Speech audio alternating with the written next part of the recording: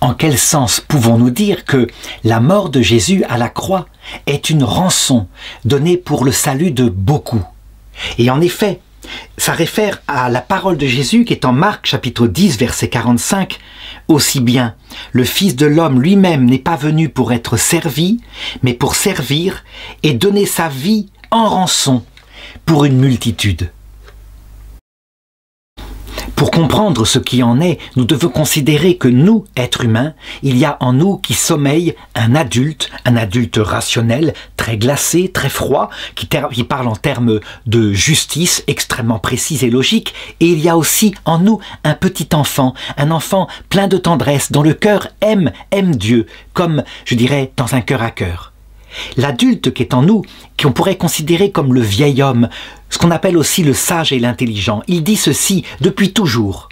Nous commettons des péchés, c'est manifeste, des péchés qui nous obtiennent sur la terre des malheurs, des sanctions venant de Dieu, parce que Dieu est juste. Si par exemple on s'éloigne de Dieu, eh bien il va punir. Et donc, en l'occurrence, cette pensée qui est là, qui est rationnelle, mais qui est aussi très archaïque, avait déjà été réglée par Moïse en ce sens qu'il disait, à un moment donné, vous prendrez un bouc noir, et vous lui mettrez tous les péchés sur lui, et vous le chasserez dans le désert où il mourra, et c'est ainsi qu'il sera la rançon pour votre péché.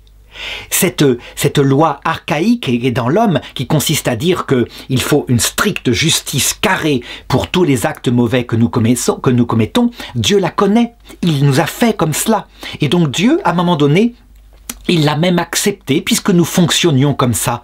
À un moment donné, nous offrions même des sacrifices humains parce que quand tombaient sur nos petits peuples du néolithique des grandes maladies dont nous ne savions pas l'existence, nous disions tous unanimement dans le monde qu'en offrant notre fils aîné en sacrifice à ces dieux dont nous ne connaissions plus le cœur, il se montrait favorable pour nos autres enfants, pour les récoltes, et ça se passerait bien. C'est ainsi que nous avons développé peu à peu un cœur dur. Dieu a accepté pendant un temps, avant de révéler son cœur à notre cœur d'enfant, il a accepté ceci et il le dit lui-même, par exemple, avec le prophète Ézéchiel, cette parole très forte. Au chapitre 20, verset 25, « Et moi, Dieu, je suis allé jusqu'à leur donner des lois qui n'étaient pas bonnes et des coutumes qui ne pouvaient pas les faire vivre. Et je les souillais par leurs offrandes, en leur faisant sacrifier tous leurs premiers-nés, pour les frapper d'horreur, afin qu'ils sachent que je suis Dieu. » Donc on peut dire que pendant des dizaines de milliers d'années, Dieu acceptait le cœur dur de l'homme et se faisait justicier comme cela. Évidemment, ce n'était pas son cœur, il n'est pas comme ça, dans sa Trinité nous le connaissons. Et donc à un moment donné, il a décidé de venir sur terre et d'entrer dans notre jeu comme ça d'adulte un peu pervers. En mourant sur la croix, il a payé cette rançon. Il l'a payé au point qu'il n'y a plus rien à payer puisque lui, Dieu fait homme, a accepté de mourir et de payer toute la dette à la, entre guillemets, colère de son Père. Ainsi, ceux qui étaient durs, logiques, précis, se sont dit « Ah ben oui, donc il n'y a plus besoin d'offrir de sacrifices humains, non plus de sacrifices animaux, tout est réglé par le Christ. » Deuxième lecture de cette chose-là maintenant, notre cœur d'enfant, lorsqu'il considère de manière contemplative ce qui s'est passé à la croix. Eh bien notre cœur d'enfant, il comprend qu'il y a quelque chose qui ne marche pas, quelque chose qui fait exploser cette logique du vieil homme. En effet, il y a un gros problème. C'est nous qui avons péché, qu'avons humilié le Père, et aussi le Fils et le Saint-Esprit, en méprisant toute la liberté merveilleuse qu'il nous avait donnée, en péchant sans arrêt dans l'histoire. Or, qui est celui qui paye la rançon en mourant en toute justice pour le péché? C'est Dieu, c'est-à-dire c'est la victime elle-même, c'est le Fils éternel.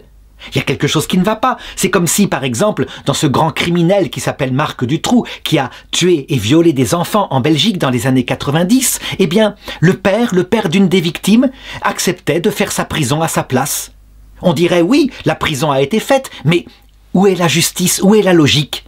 En réalité, ce que comprennent les enfants, c'est que tout cela, évidemment, fait exploser la logique de la justice. Et ce qu'a voulu montrer Dieu, c'est qu'il est amour.